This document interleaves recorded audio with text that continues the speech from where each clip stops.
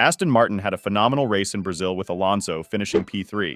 Today, we at Revved Up Racing are going to go over the outstanding performance of the Aston Martin F1 team and their possible future in 2024, where they might be able to destroy their competition. But before we dive into the video, don't forget to subscribe and hit that notification bell so you never miss an update from us. Let's get into the video. Aston Martin had, with Alonso, a staggering season until the last few races. They managed to claim a couple of podium finishes. They even got to the point where people thought that they might be the team to break the dominance of Red Bull and Max Verstappen. Sadly, we know what happened. The team has been struggling to find pace since Monza.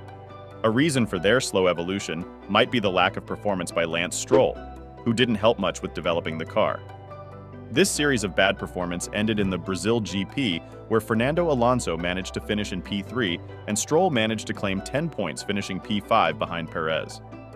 Alonso had a staggering fight with Perez for the third position. The Aston Martin F1 team's strategy was so good that they had enough electrical energy left in the car to re-overtake the Red Bull in the final lap. Lance Stroll also had a fantastic race. Despite his 4.5-second pit stop penalty, he managed to finish 5 seconds behind Perez. If the Aston Martins wouldn't have a terrible start, they might have finished even better. But the question now is if they can keep the stellar performance the team have been giving and potentially start to win races in 2024. Well, we know that Lawrence Stroll might sell the Aston Martin F1 team for $800 million. This would mean that there is a very high chance that Lance Stroll wouldn't drive for Aston Martin in the future. Another indication that Aston Martin might destroy their competition in 2024 is that the team is brilliant at data analysis. Other teams like Mercedes had their up and downs in this season because their data analysis wasn't on point. Lewis Hamilton even got disqualified in Austin due to the low ride high.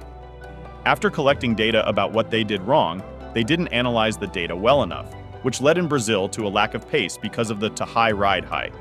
Aston Martin didn't make mistakes like this. They collected the data from the last two races, gathered them, analyzed them, set up their car right, and executed in Brazil. This very strict execution on data is the most efficient way to upgrade the car.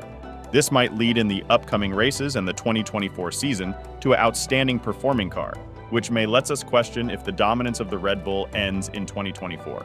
Let us know in the comments what you think about the Aston Martin F1 team in 2024. I hope you enjoyed the video. If so, we would appreciate a like and a free subscription. Until next time here at Revved Up Racing.